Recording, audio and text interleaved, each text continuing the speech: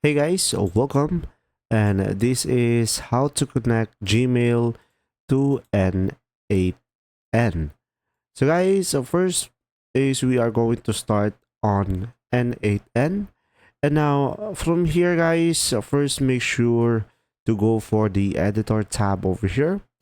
And now you can just simply go ahead and add a first step on the workflow. Now, you can just simply search nodes as a Gmail over here, and you will have the application Gmail over here. And now you will have the trigger on message receive, and you can just simply go for the action over here. And from here on the action, pretty much this will be depending on you. You just simply select a specific action that you would like.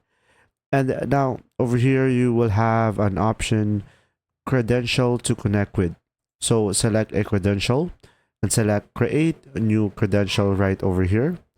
And now once you have done this, you can just simply go ahead and connect using this one, or you can go for a service account, or much more easier, you can sign in with Google right over here.